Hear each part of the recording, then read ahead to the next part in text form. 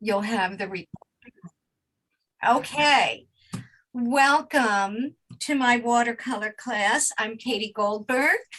Some of you have been in my classes before, and thank you for signing up again and spending more time with me. And some of you are new to my classes, so welcome. We have a lot of fun. And in this particular class, although it is considered a paint along, I do want you to bring your own flavor to it. So if I say to put something, asymmetrically, you have the choice of going left or right. I mean, I want you to bring your own stamp. Some students like to follow the teacher right along, and that's fine. Other students like to do their own thing. That's fine too. I like to give you enough latitude. I'm not sure if everyone is muted. You don't have to be muted. You can unmute yourself if you have questions for me. If you have someone in the house who's watching television or you have a barking dog, please mute yourself. So I did send a class supply list. And one of the things I want to talk about today are the supplies. And that's why today's painting, I'm going to be teaching you a couple techniques, fun little tricks, because I don't know where everybody is in their watercolor life. Maybe you've never picked up a paintbrush before. Maybe you've been doing watercolors for a while. I have a couple exercises, a couple ideas here that are fun on any level. And they use a minimum of supplies. So if you don't have a lot of supplies, I understand that if you are just starting with watercolor, you might not want to spend a lot of money in an investment. But like I said in my email, the quality of the materials does matter, just like in the food you buy. It's going to come out better if you have higher quality materials to begin with. So what I did not mention in my email is size. And because this is a 1 hour class, I don't know what everyone's paper size is. I'm going to be showing you a variety of sizes, but most of them are on the small size. I have a 4x6 that I can work on. I have a 6x8, and I will be doing this, but the techniques I show you many times. Usually what I do is I demo it first. You watch me do it. Then we're going to do it again together. So I might have, 3, 4, 5 substrates going on at a time. Substrate meaning our paper, our watercolor paper. And there's a variety of ways you can get it. If you have a single sheet of paper, let's say you bought a big sheet or you have a big pad and you found it too unwieldy, you might want to section it off. This is a Strathmore pad, which is, middle of the road quality. This is 11x15. This is a lot of real estate to cover for one painting, especially in 1 hour. So I just sectioned off 2 basically 5x7 or 6x8 rectangles. So I have 2 things going on at the same time. You can also take a sheet of watercolor paper and tape it down to a heavy stiff surface. This is just a clipboard, and I use regular painter's tape because it's gentle when you pull it off. Most of the time it will not rip your paper, but when you do rip the paper off, you always peel from the inside of the painting to the outside. Don't do it the other way. You could rip into your painting. So that's another way of taping your paper down. Now, my paper might be a little bigger than yours because I'm demoing it. I want to give you the biggest visual possible. If you have a pad, this is a pad. what I did here is I put, you know, bulldog clips up here, or I have been known to tape the edges of my pad down, because if you don't have your paper secured down, when it gets wet, it's going to buckle. And then the pigment is going to settle in those swales and those valleys. And that impacts the image. The other substrate choice that I like the best for watercolor is called a block. And a block is where at least two of the edges on the pad are glued down, so it will not buckle. It looks like one big block. The top of the line watercolor paper is arches. Now we say arches with two syllables here in America, but the arch paper is made in France. The European vendors and artists all refer to it as arch. So, but in, you know, we say, oh, you don't have any arches paper. We use two syllables here. Now this block, watercolor block, and this is a 9x12. So I would probably do two smaller paintings in here. What a block is, do I have one go? I thought I had one going with the painting on it, and then I was going to rip the painting off to show you. Ah, here we go. Here's one. Now, not every painting I do is a winner. So sometimes I take the paper off the block, flip it over, tape it down, and use the other side. So on a watercolor block, they tell you on arches, they make it very easy. It's glued on three sides. The instructions are here at the top. You basically take a paint knife or any kind of knife or a letter opener, and you put it in where the white area is. That's where it's not glued. The rest of the black area is glue. And you would slip your knife around it to unsecure it, or, you know, take it off the block when you're done painting. So I have another block here. This is Aquarello. This is 7x10. And this is the Grana Grossa. This is the rough texture. The watercolor paper is either cold press or hot press. And the way to remember it, cold press is like when you're cold, you get goosebumps and you get that kind of bubbly or pocked surface, where hot press is like when you hot press your hair. It's very sleek and smooth, and the paint kind of sits up and skates on the hot press more so than it would on the cold press, where it would kind of settle into those nooks and crannies.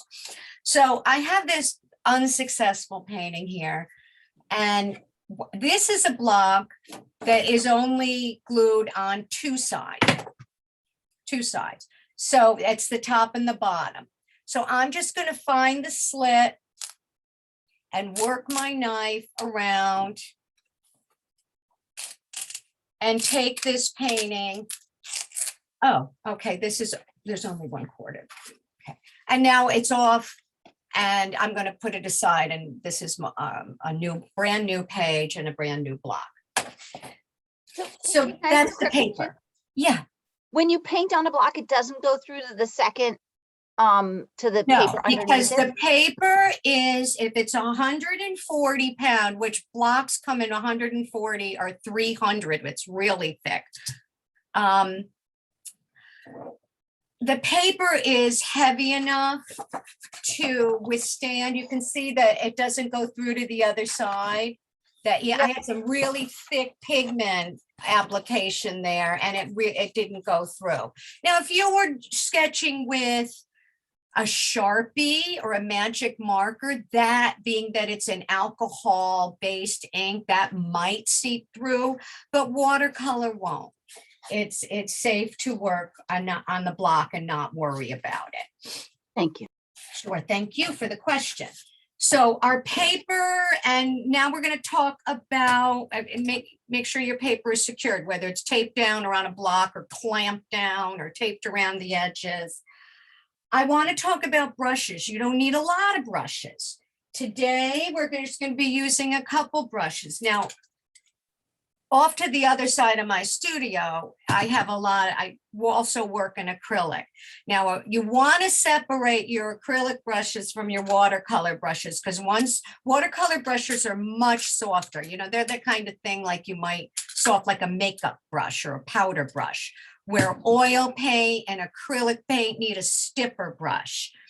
But a lot of your watercolor brushes are your sables and your natural hairs. And I cannot tell you if an animal was harmed to make brushes. I don't know if they shear the animal like they do sheep. I don't like to think that they kill an animal, but it's not going to make me stop painting, as much as that it might not be the politically correct thing to do. I'm not going to stop painting. Natural hair brushes are preferred. The top of the line, I have to tell you, Da Vinci is overrated, because my kids are always asking me what to get me. And I say, oh, gift card to Dick Blick or some, art store. I've hesitated spending hundreds of dollars on a brush because it just seemed so extravagant, but I did break down and buy a Da Vinci Kolinsky sable brush. I cannot get it to make a nice point like I can. This is a Richardson brush. When it's wet, I can just give it a nice little Cupid point. On this, it falls apart. And I wrote to them about it, and they said, oh, it happens all the time. It doesn't need to come to a point. I wish it would.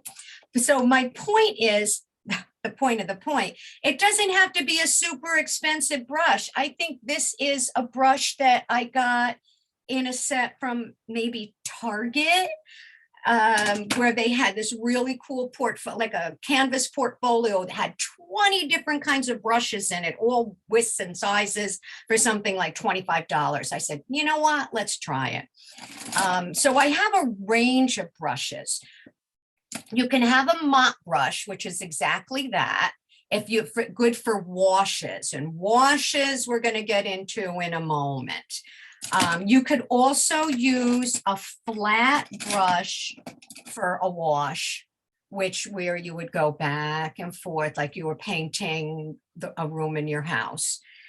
And we also have, round brushes. Round brushes are great they're so versatile. And I may have also mentioned a rigger. A rigger is a skinny brush, like a rat's tail kind of thing, that makes fine lines and details. The rigger we usually use last. The big mop brushes and the wash brushes we usually use first, because in watercolor, like in many paintings, you deal with your big shapes first and you do your fine details last. You don't want to get all crazy about the details in the beginning. We're going to think big shapes first. And it's a layering process. One of the great things about watercolor is it can be very transparent, so you can layer on top of each other. We also have different techniques where, like wet on wet, meaning you're putting wet pigment onto wet paper, or wet on dry, meaning you're painting with paint right on dry paper. So we're going to be covering all these items today. But being that we have an hour, I want to get you started with the first step of our painting today. And I've done a bunch of variations.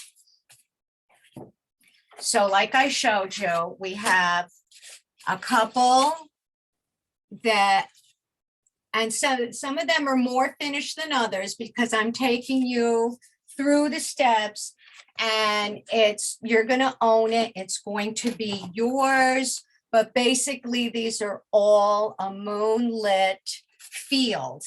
And I'm going to be teaching you 2 techniques today, and you can review it in the video. My videos are posted on my YouTube channel, and I'll give you the info in tomorrow's email. I'll recap quickly the techniques we did, and with the link to the video. I'm also sending you other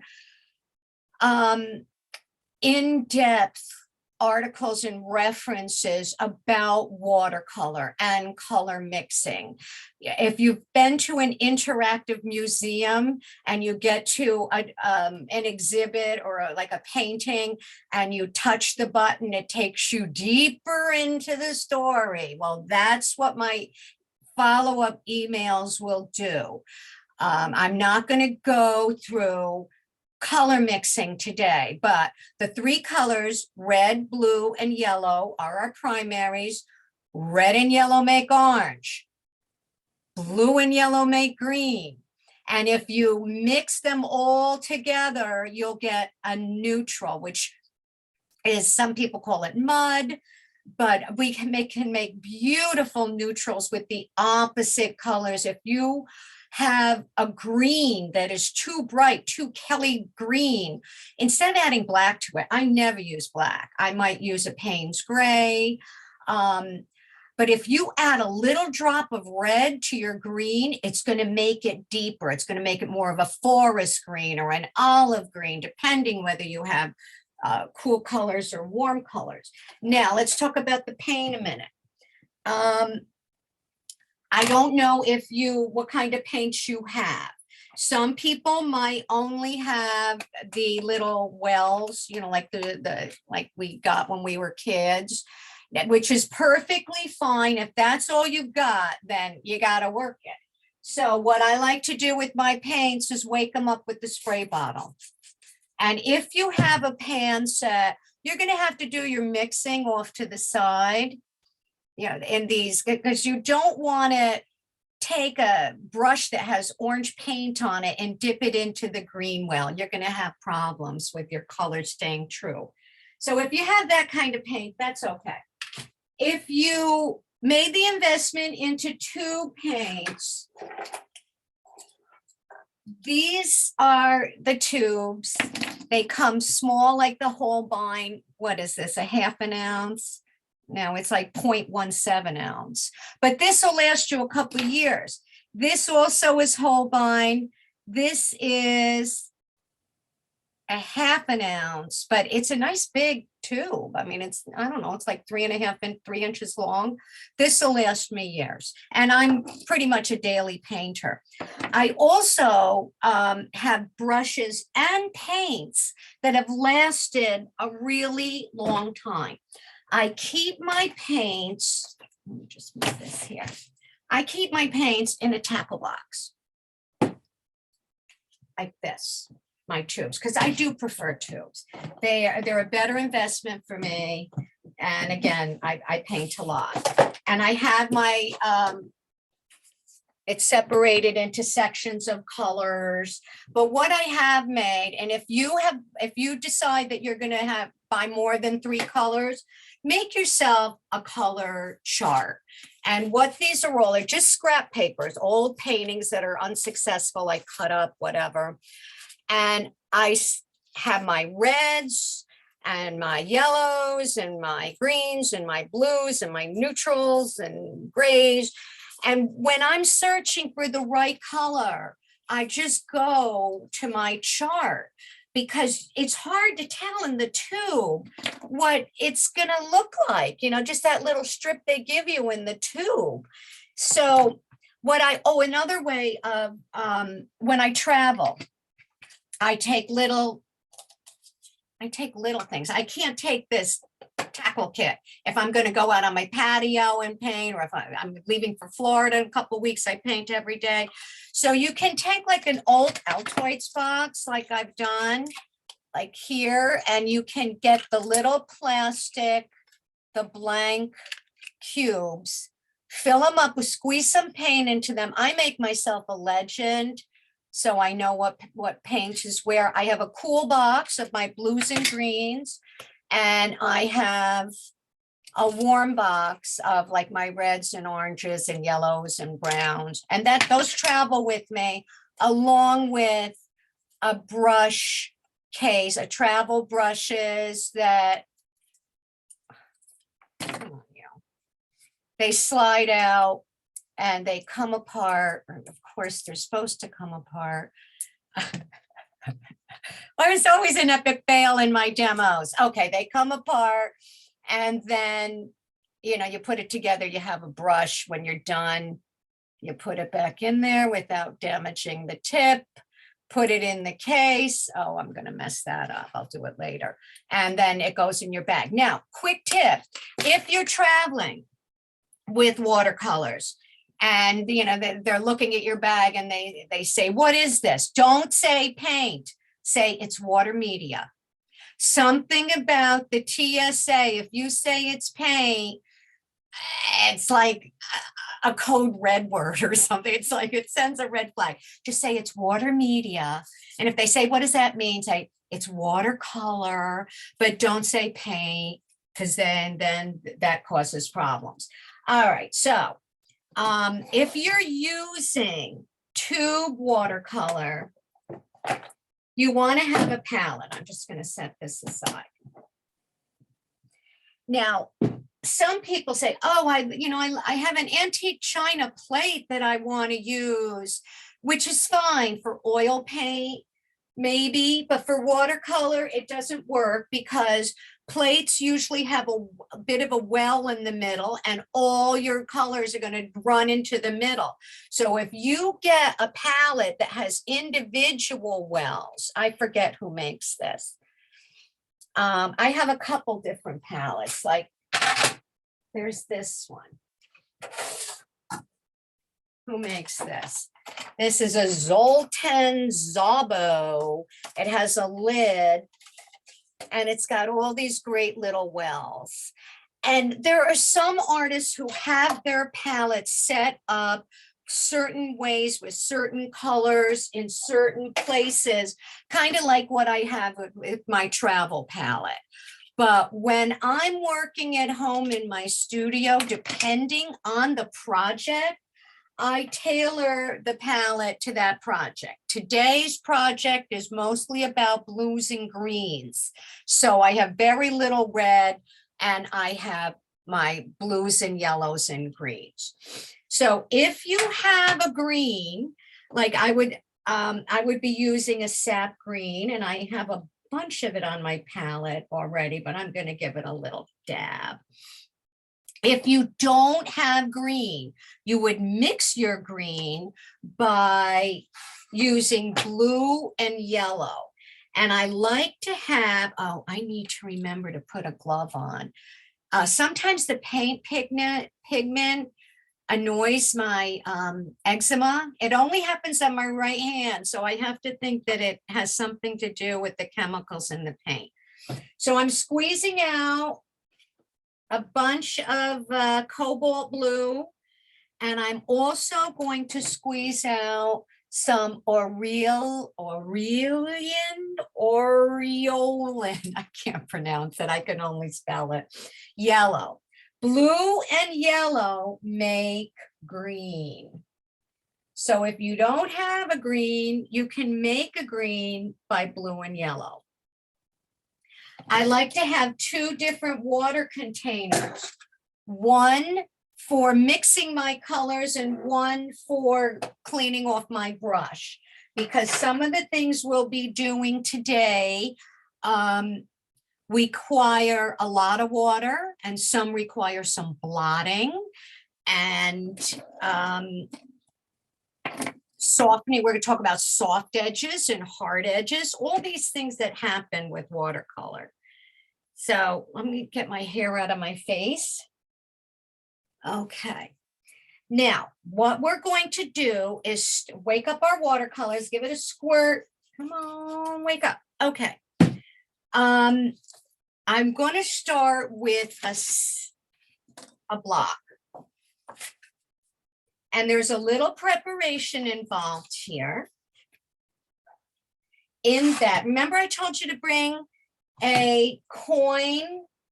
I like to use a quarter. Doesn't matter. And it also is in ratio to your paper size, and a tissue. And this is what I call my coin trick. And it is something that is fun for beginners. Even accomplished watercolorists can incorporate it into their personal toolkit. I prepare my quarter. I double my tissue because tissue is fragile. So I double it, fold it in half, and I put my quarter in it and I wrap the tissue around the quarter. And I want to get smooth edges because see, you can get like those little peaks.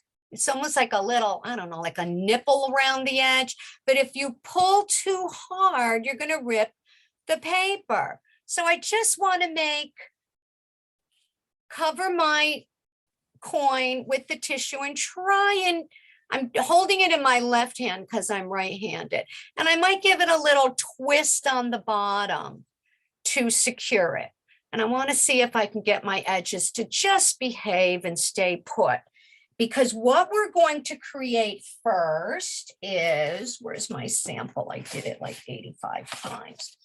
We're going to create our nighttime sky like that. So we want to mix up a dark blue. This is all about contrast. So if you have a light blue, your celestial being here is not going to really show up. And when it comes to painting, the drama really happens where the dark and light surfaces meet. So if you've already started loading your brush with color, put that brush aside and find a clean brush. Or if you haven't yet loaded your brush with color, take your brush with some clean water. And I just want you to wet like the top third to the top half of your paper. Just give it a wash of plain water. And you want it to glisten, kind of like black ice, not so much like puddles. You don't want puddles. You just want it to glisten like it just stopped raining. And let that sit for a minute while you prepare your coin and prepare your dark blue. I'm using cobalt blue. You can use ultramarine blue, but I'll tell you, I'm not a huge fan of ultramarine blue for skies because the chemical makeup of ultramarine blue is very grainy. So it sometimes doesn't come out as smooth as a cobalt blue or a peacock blue. So what I'm doing now is getting my color. Let's see if you can see this. I'm charging my brush. And when we say charging, we mean really loading up your brush with color. My my paper is still damp. So now I'm going to just paint, draw the paint. And it doesn't have to be a smooth wash because the sky can be blotchy. You know, you can dab it in or you can wash it across like that. But you want to have a heavily charged brush and just rinse my brush off. So you can see there's a lot of juice there. It's glistening. Now, you want to keep it flat when you do this. It's gotta be wet when you do this. Let me see if you can see this. I'm going to take my quarter that's all wrapped up tightly in the tissue and on this surface, and I'm moving it around because I just want to make an interesting, the pigment will move. So I'm going to put it down for a minute and you're going to watch me. You're not going to come in at an angle. It's going to be on a flat surface. I'm going to I like to go off to the side. I'm not so crazy about being in the middle. And I'm going to stamp my wrapped quarter into the wet pigment, count to 5, and then release. So watch me do it before you do. I'm going to push it into the wet pigment. 1, 2, 3, 4, 5. Release. And now I've got my moon in the sky. But what I don't love is, see how the paper, the pigment is in these three areas. It's in the swale of the paper. So I want to move the paper around. And now the pigment might be going into my moon. So I'm going to rinse my brush off, and with a clean, damp brush, I might just touch out. And this is what we call lift out. We lift out the pigment that's in the middle of our moon. Now it might be that this particular brand. So now I've got this. See how I have this hard edge on the bottom? I'm going to wet my brush, blot it off, and now I'm going to do what they call soften the edge. I'm going to come in on the bottom with my brush and kind of squiggle it, kind of tickle it, and just bring that bead down. Now my moon got all covered up there. So I'm going to do it again. Try and lift out some of the pigment, but I think I'm just going to try it on. It never fails to happen. I do a demo here in my studio. It works out perfectly. I do the demo in class and it's like, oh, what went wrong? Maybe because that I went edge to edge with the water. I don't know. I'm going to try it again. I'm wetting my surface, but I'm not going to go to the edge this time because maybe I teased the sealant, the glue around the edges. I don't know why that was happening, but now I'm going to do it again. I'm going to wet this paper. I'm going to put a lot of the blue, and because, like I said, this is a 1-hour class. I'm keeping it simple today because I don't know where you're all coming from in your painting lives. So now while that's wet, I'm going to get my quarter ready again, wrap it up. It will not work if the paint is dry. The paint has to be damp in order to lift out for our planet. So I'm going to try it again right here. 1, 2, 3, 4, 5. Lift it out. And now I got that. See, I didn't go to the edge with my pigment this time. So now I'm going to come in and I'm going to rinse my brush off. And the reason I rinse it off and blot it is I don't want to create a back run or a bloom. And it used to be, I'm trying to soften that edge. It used to be that a back run or a bloom or a cauliflower, whatever you choose to call it in watercolor talk, that was a sign of a failure in the watercolor world. But now artists have always chosen to challenge the rules of painting, of sculpture, of whatever art form.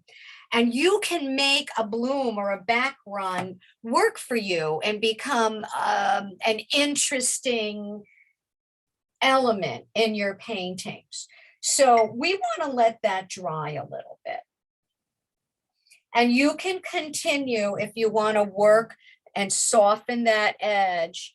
Just hit it up with a brush that you have rinsed off and blotted.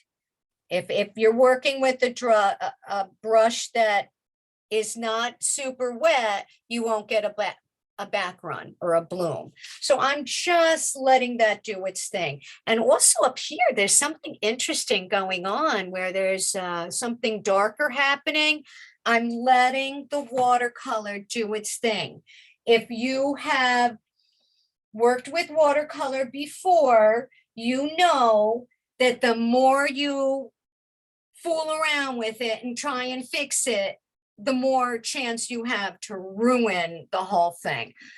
Picasso is credited with saying that oil paint is like a dog. It aims to please. Watercolor is like a cat. it does as it damn pleases. And it will do it. And there's something happening here that I'm going to keep my eye on with the pigment. And I'm letting it do its thing, because if I try and manipulate that, it's going to lose the spontaneity. And I just have to trust that the art gods have my back on this, and I'm not going to try and fine tune it. Let it be. So if you don't like the edges of your moon or whatever, while it's still damp, because it probably won't work if it's dry, take a totally clean brush, moisten it, and then blot it, wipe it off, and try and maybe fix the edge, soften the edge. But I would discourage you from trying to make it a perfect circle, because if you look at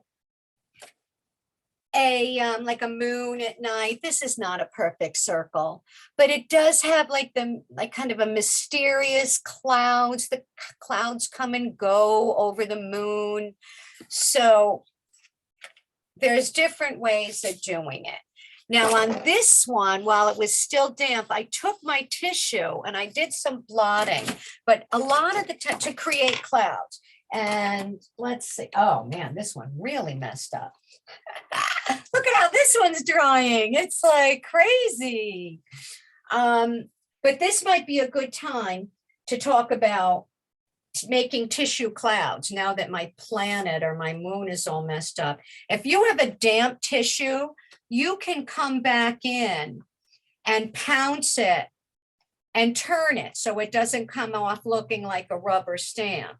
And you can create clouds by tapping the damp surface. It won't work if the paint is dry, but if you have a damp tissue and you kind of turn it and move it around, you can create, like, this is called lifting out. We're lifting the pigment off the page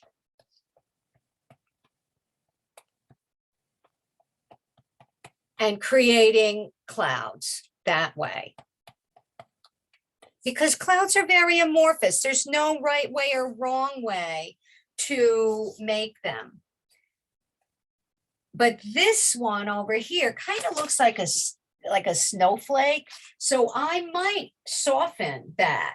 And again, when I say soften the edge, I wet my brush, I blot it because I don't want it to be super soaker. And I'll just come in and I'll tickle that edge that I want to soften. And I can wake that pigment up a little bit. And even if I get a bloom, that could be interesting, because the sky is always changing. See, I'm getting a bloom here. This is what I'm talking about. That's a bloom where you're adding like a thinner water or a thinner tone of pigment into a wet area. We want to try and make those blooms work for us. So how am I doing for time? Okay, good. The bottom part now is our terrain. That's going to be our land. So remember when I mentioned to you to bring a piece of cardboard? I have lots of scrap paper that I use because a lot of my scrap are unsuccessful paintings. So I'm going to use the other side. I have a whole bag of this stuff, but I also have a lot of these. This is cardboard. This is a wedding invitation I designed last year, and there was an overrun. So I said, you know what, I'm going to keep this as scrap paper. So it's not super thick. Like I said, don't use cardboard that's from a shipping box. But if it's a greeting card or a cracker box, that'll be great. So what I'm going to do first is demo this, because I want you to see how it's done before you do it yourself. what I'm going to do is rip my cardboard, and not necessarily in a straight line. We want, some jagged, we want some undulating lines going on. So it's, kind of like this. I've got two pieces here. So what I'm going to do is, let me find one that's nice and dry on the bottom. This is dry enough. This is dry enough. We're going to create this top row. And there's different ways that we can do it. And I'm going to show you now. Let me demo this for you. I'm taking my cardboard. I'm deciding where my horizon line is. And I want to make sure it's dry down here. This is wet up here. I'm not going near that. But I'm going to kind of angle this right here, kind of like this. And I have my green. If you haven't mixed up a green, make your green now. And I'm just using Hooker's green. I have sap green. You can make your green with blue and yellow. And when you go on to do more versions of this painting, you could mix up different greens. But today I want to keep it simple. I'm not going to use a million different greens. I want to keep these techniques simple. So you can understand how simple they really are to do. Like this coin trick, just lifting it out of the wet pigment gives you that planet, sun, moon, whatever orb shape. So now I've got my cardboard laid down kind of like where I want my hilltop to be. And I don't want it to be straight across. I find it a little interesting if it's asymmetrical.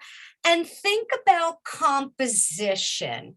If your planet is on one side, you might want to think about, well, do I want the mountain to rise up on the other? Do I want there to be a valley? So just think about how the shape will look.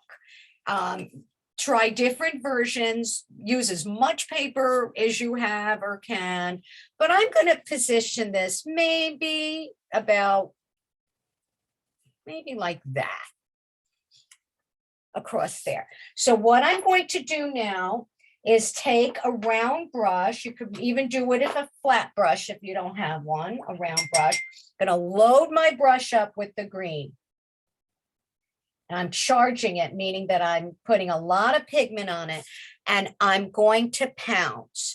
Now, normally I do this on a flat surface, but I've got to show you how we do it. So I hope I don't screw it up too much by holding it vertical.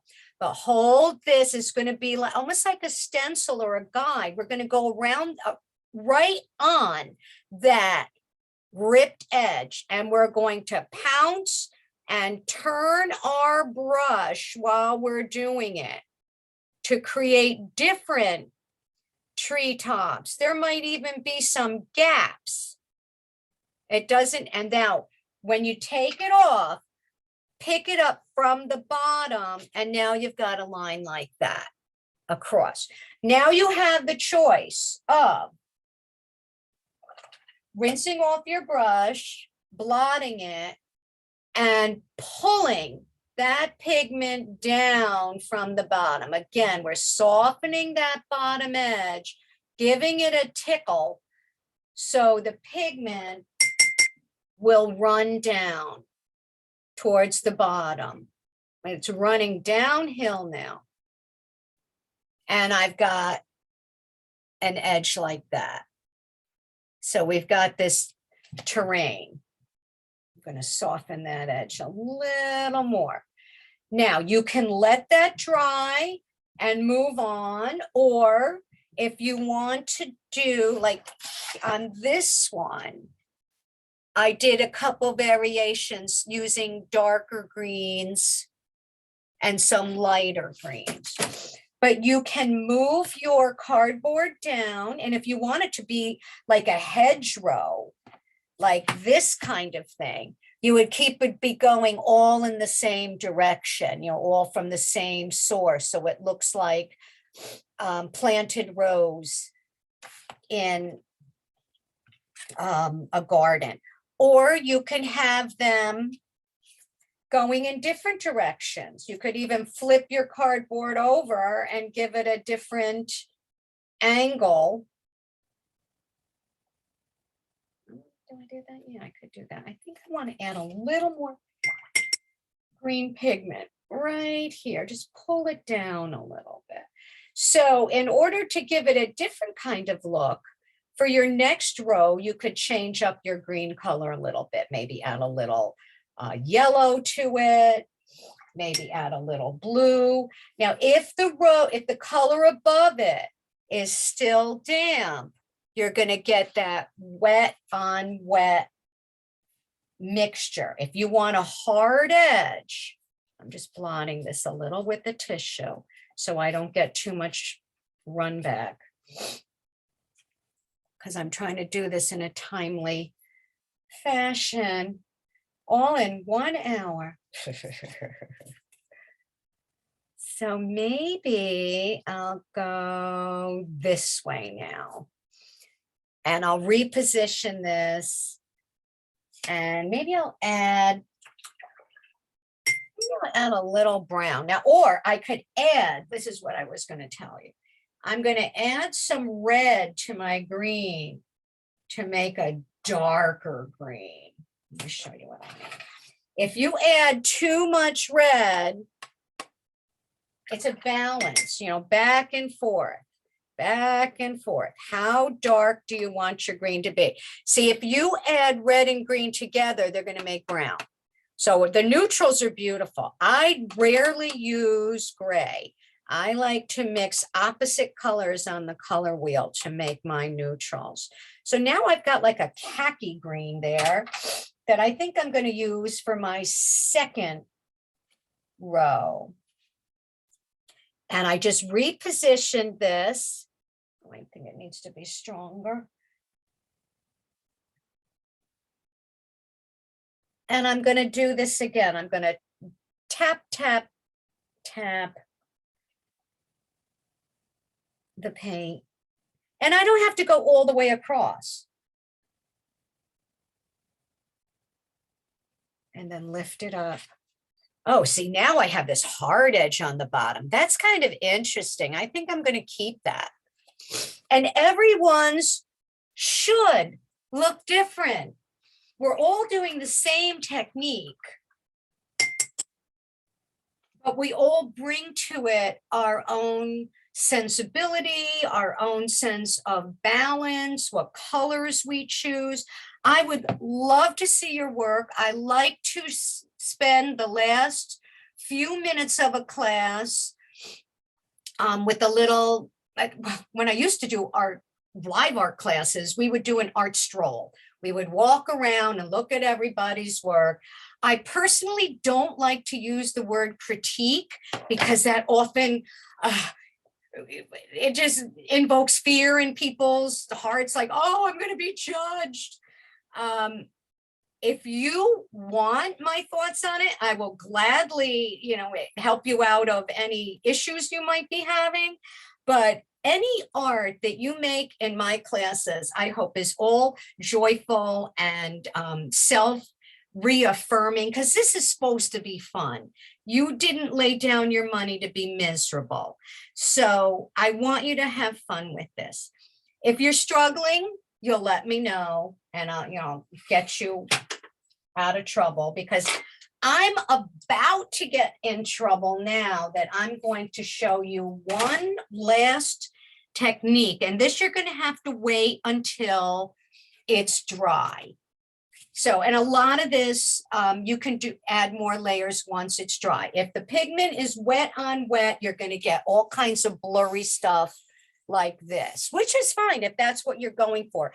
I kind of like this, the way that it faded, because it almost gives me a feeling like this is a beach, because I kind of transformed to this really neutral. So let's pretend it is a beach. This is where I'm going to show you, I'm going to demo for you the rigger. I'm going to take this rigger, which is our real skinny brush. And when we talk about landscapes, I'm going to work this guy on top here. in a landscape, we have our things that are in the way distant, like the sky. Then we have our mid-ground, which is this terrain here. Now I'm going to add an element that can be thought of as the foreground. And I might go with something that's more, where's my squirter? Something that's more brownish here to show you what I'm doing. And always work with the wet brush. I want to get this nice and juicy, and I'm going to test drive it on a piece of scrap. Sometimes it's good to have scrap nearby just to, and this is another reason, what did I do? This is another reason why I often frame out a painting so I can test drive a color in the corner where I can use my margins where I want this to be more heavily pigmented. So come here, you. I want it to be a little browner. Okay, yeah. So I'm going to pretend there's some beach grass going on here in the foreground. And it's going to, I'm going to start and just bring my brush up in quick strokes. This is what the rigger is great for. It makes great strokes for grasses. See, like that. So now I've got something happening in the foreground. Let me bring it. And do it in different colors. So some are more golden than others, and some are greener than others. But I don't personally want them going all which way, because if they all go in a certain direction, you get a sense of movement, that the breeze is coming in. And one of the reasons I'm working on the right side, on this side of the paper, is because my moon is on that side. I want a certain sense of balance. And I also want the movement of the grasses in the breeze to direct your eye towards the moon element. And some grasses are shorter than others, some are longer than others, and the rigger is great for this. And what is also great is that while we are used to working with the brush end of our brush, the ones that have the end that has the hair, it's also fun to take your brush, flip it over so you've got the wooden end, and make some more marks going up like that to create more texture. Or if you have two different size riggers, because not all grass is the same width, not all blades of grass. And I'm scratching in, you can see how I'm scratching in to the paint with the wooden end of my brush to create more grass-like feeling.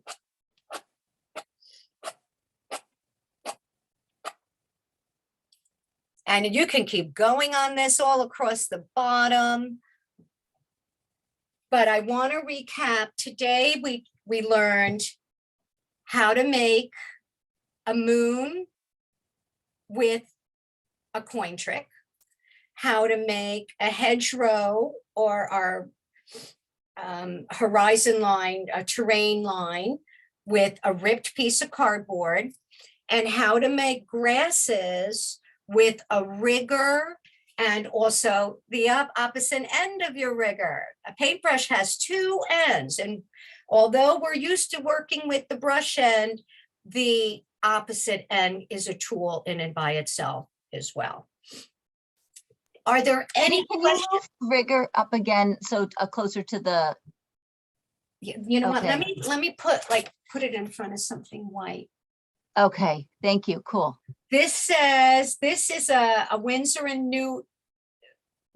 Newton rigger 333. I have a couple different riggers. If if you decide you want to invest in brushes, I would say buy a flat, buy a round, buy a rigger. They have different boutique brushes. Where is my dagger brush or the sword brush, which is really fun. It's like a triangle brush. See, the tip is like cut off, like it has a point on one end. And this also makes very interesting foliage or lines because you've got the tip, and it's great for making leaves because it's got the fine point. It can, and then push it and then twirl it. So it's a thick and thin brush. That's fun too, but it's more like a boutique brush. If you want to just have the basics, then I would get a flat, a round, and a rigger. A rigger is different than buying a really tiny brush. Now this is a number 2. Oh, this is a number 1. Let me show you the difference. Okay. The rigger is much longer. It's like a rat's tail, where even though the number 1 is maybe the same diameter, it's a much shorter brush and it won't make the same line. Where with the rigger, you can really get that extended end where it starts off fat and then you can get that really fine end with the rigger. And I'll continue to play with this, add more grasses, but like watercolor, start with your big shapes and then do your fine detail last. If I wanted to show here that some of these, some trees were in the foreground, I might go back in and re-wet this, add a little bit more pigment and add some suggestion of tree trunk. But we don't have time for that right now. So my point was start with the big shapes and then work down to your finer details at the end. Do I have any questions going on? Does anyone have Katie, this is Debbie Rappaport. This is my first class. This is fun. I like doing this in an hour. Good. And I did not get the list from you, but I've been doing this a while. I have a big supply. Can I just show you quickly? I would love to see it. I want everybody to show me their work that wants to. Oh, that came out great. I love the different greens you used in the terrain, and your sky is all nice and dark. Good contrast there. I like that a lot. I like the card idea. That's fun. Yeah, it is. And you can make, depending on how you do the rows, you could, make them all look like a farmer's field. In fact, that kind of looks like a watermelon surface to me. Yeah. Another exercise, a watercolor exercise. Is there anyone else who wants to show? I'd love to see it. Don't be shy. Oh, great. Put it right up there so I can get it closer to your camera. Who just had that? I missed it. Who showed me? Oh, look at Eileen. I love it. That looks great. Great. All right. I would love to see it, Beth. This is Beth. I still need to work on my moon and I've got to do the Oh, bottom. I like it. You know Yeah. what? I wouldn't touch the moon Really? because it's kind of ghosty and smoky. If it's dry, I don't know what you could do unless you took like some white gouache and you wanted to make it, but Maybe just leave it. I would just leave it for now. And with every painting I do, I learn a little something. Now, where's the one where, oh, look at it. Look what happened to my moon. My moon really got messed up on that first one. So I tried, it was too wet. If we didn't, can you make a suggestion for the close up? I think that's the foreground. If we didn't want to do the grasses, what else could you do in the? Well, you could take, if you wanted to take a wet, a damp tissue. Mhm. Can I go back to where I can see what I'm doing? Okay, if you took a damp tissue and loaded it up with some green, and I hope this is gonna come out okay now that I'm, I committed. And tried and see how I'm getting like this effect Yes, of like treetops yes. or even grasses. Yeah, if you don't have a rigger and you don't want to make those grasses, if you want to do some trees that are closer to us, things that are closer to us in proximity will have more detail than things that are further away. So if you just came in and, you know, make like a suggestion of whether it's, you know, suggesting trees or flowers, you can come back. Oh, and also I should share with you, we're running out of time, but wait, there's more. Flicking and creating splatter. How can I do this flat with you so you can see it? I need somebody to hold this for me. I need a helper. All right, let me put this down and try and show you how I splatter. I often will cover the area if I don't splatters in my sky. But if you load up your brush and flick it over your finger knuckle, hit your knuckle with it, or knock two brushes together, you can get a great splatter effect. And that gives you kind of like an abstract, like if there were flowers in the field, you're not going to draw each individual flower. But the splatter effect, if I want to let this dry before I try and affect, well, let me do it. It's just a test. I'm going to charge my brush with some red and see. I'm going to cover my sky because I don't want it to be too. So if I splattered red there,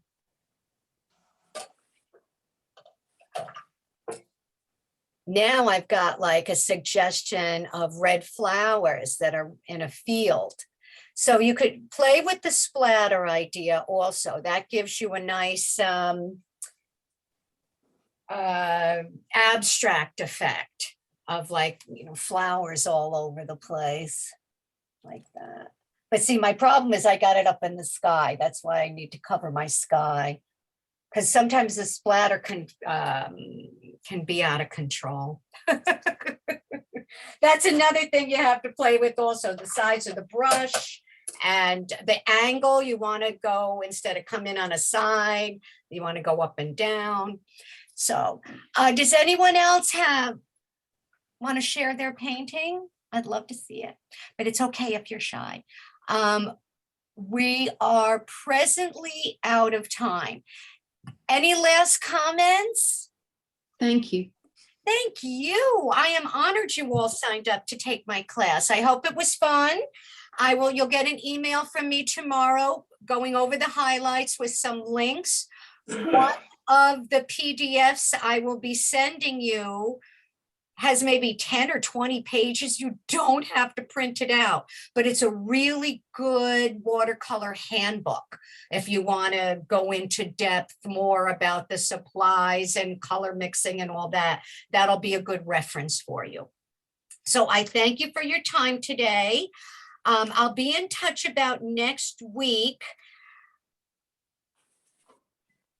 Okay, so is there anyone else besides, well, who said they just started painting? Was it Debbie? But you have this up. No, I just didn't get the reference list. Oh, you didn't get the list. Okay. Yeah.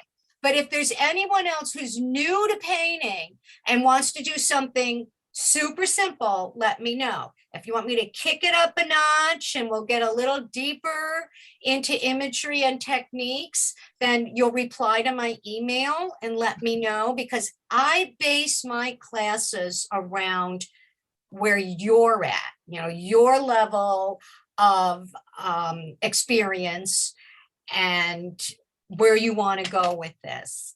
I usually, I have a plan, but like in all things in life, I'm flexible with my plan, depending on what you want from me. So, all right, ladies, thank you for your time. I'm going to stop the recording and send it to you tomorrow, and have a great week. I look forward to hearing from you, and we'll talk soon. Thank you. Katie, you're awesome. Thank you. Thank you. Oh, thank you for taking my class. All I right. love all your classes. Stay on one quick sec, just Katie, or I want to show you something. I want to see it. I You wasn't did going to it show with you all my, of I us? think, sure. I've taken a bunch of classes with Katie, and this is my art desk compared to my like work desk. So I put up a bunch of the stuff, and I am super new and not experienced at all. But I just wanted Katie to see how, oh, I have to take it off. Sorry, I have it on blur, and then you won't be able to see it. Virtual background, none. Oh, now I can Okay. see. You can see me, but so here is my art wall to inspire me Oh. over my desk, and this is a mermaid I did in Katie's. I don't see what you guys see now. Do you see the mermaid, Katie, from your? I remember that from the summer art class. Exactly. And then what else here is a Katie? A lot of things. These, remember this, Katie, with the pastels? Yes, great fun. I'm so glad you're having fun. See, I so remember. this is all a wall of a lot of Katie and some other stuff. Oh, it looks great. Thank you, Megan. Sure thing. I just wanted you to see it. I love your classes, Katie. Thank you. Okay, Thanks. great. Have a Bye, great everybody. week, girls. Have fun with this. And I'll see you next week. Bye. Thank you. Thanks, Megan. Bye-bye.